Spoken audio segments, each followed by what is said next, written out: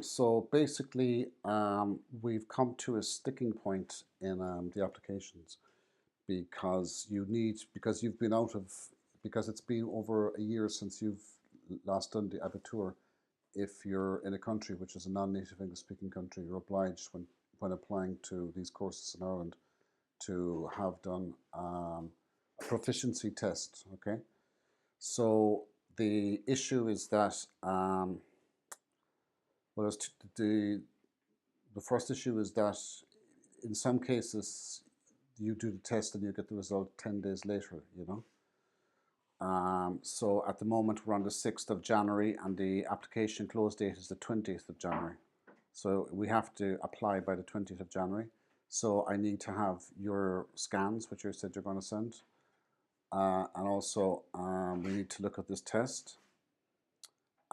So when I go to, for example, UCC and I see English language requirements, what you see here on the screen for non-Irish EU applicants, they show some schools or other institutions which have responsibility or authority over determining English level tests for third level education institutions like UCC, which is this one.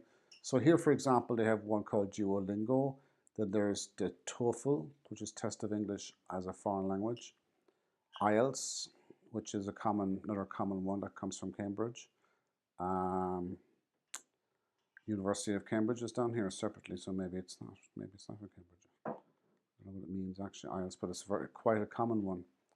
And there's quite a few here down here. Okay, so I think when I was talking to the person, if you remember that person, Nikita O'Hanlon, that we were talking to, I think it was O'Hanlon, she mentioned Duolingo, and she kind of said, and I looked at Duolingo, for example. Duolingo is here, and it's here in the application requirements for UCD as well, University College Dublin. Look at this thing down here. So you see it down there as one of the institutions that they suggest. You see, I think that could be the easiest one to do in the shortest time that we have. However, in the Galway University of Galway section, it's not one of the ones that they will recognize. Okay, so that's what I have here in the first three tabs here. I don't know if you want to. You can pause and write in the thingies at some point. They're part of links which I would have sent you. The UCC one I think I sent you. I'm not sure about UCG. And these are all requirements, would be requirements necessary to do the arts course, for which you qualify in terms of points. Okay. So far, even though it's kind of, you're not well clear, I think they might be like 400 points might be required for one or two courses, and then UCD is a little bit higher, and you're clear of UCD by 10 points or something.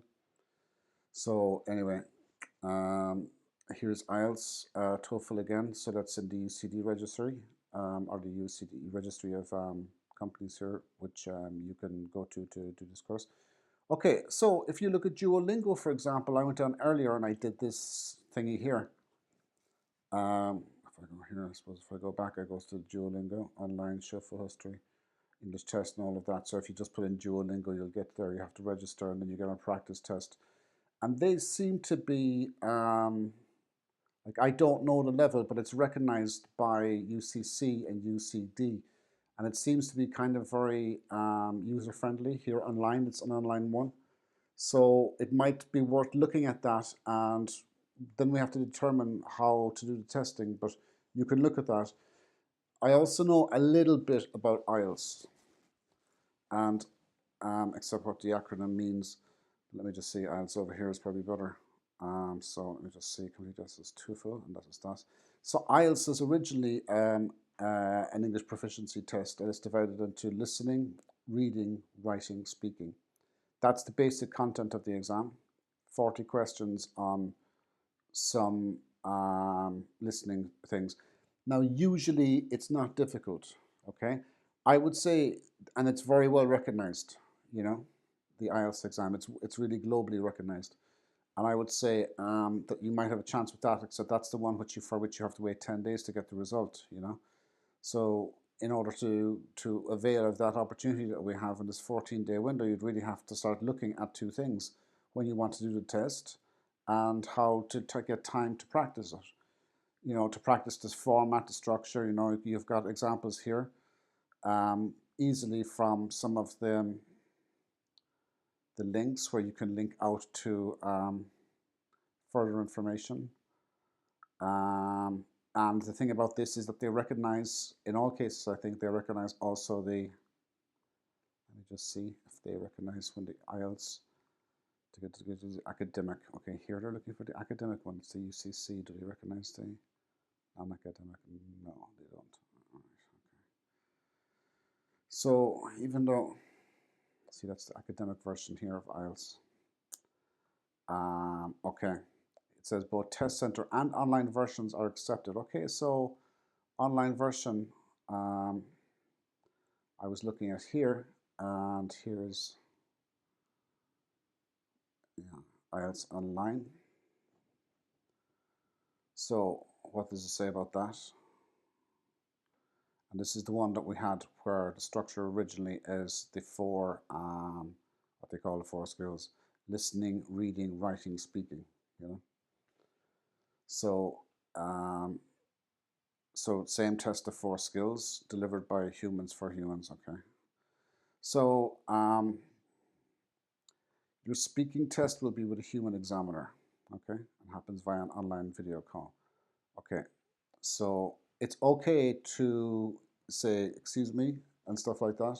You know, if you don't catch it the first time because of the accent and so on, you'll get into the flow of that, especially for the speaking. You would receive the results within 6 to 8 days, you know, a little bit more time, a little bit better than the, actually, how is this one? Okay, a little bit less time. So, like already, so we've looked at Duolingo, this one, which is in 2 out of 3. And then you have IELTS, which is in all 3. Then you have, for example, from the listening section, you have, and here you've got this, the reading section. You've got practice experience here from this particular IELTS.org. Okay, you'll have to go through these themselves yourself, and you don't have a lot of time if you want to make that 20th of January deadline. Okay, you really have to prioritize in this case. Now the thing is I'd imagine that it's better to go through and do a little bit of exercise, but to be honest, I'd imagine you might not have to do a lot. You know, your English is up to level. It probably is a bit rusty, which would be quite normal, because you don't use it a hell of a lot, I guess. So that's that. Okay, so those are 2 examples. So just to recap and to go through all of these other ones, which I had open for some reason, that's an example of an IELTS reading, I think, yeah. Listening sampling. You would hear a man talking, and it's also, okay, I can see that as well. Things like, can I help you? Yes, I was wanting somewhere to stay for a few days, a 4 or 5 star hotel. Can you tell me something about the possibilities? All right, well, there are 5 hotels. And then you go down and you see that the person is asking questions. That's an example of a listening. And then after that listening, the person gets answered questions. Here we have, okay, these are the answers. This is the text.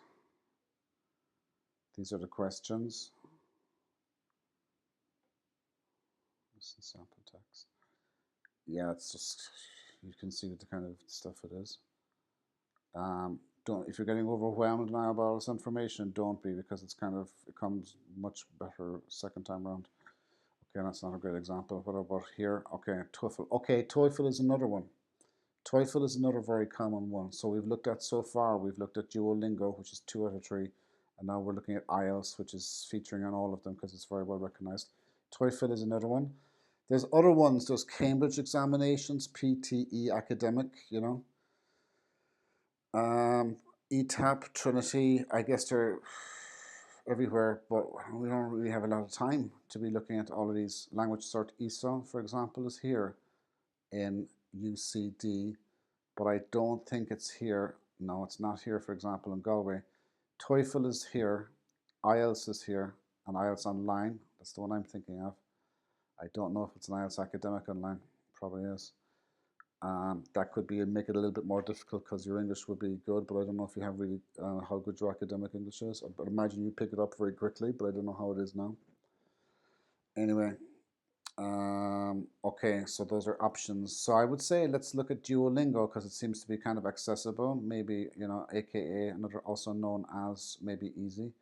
And then we have the IELTS, which is very well recognized and is kind of general as well. It's not usually that difficult, you know, from my experience.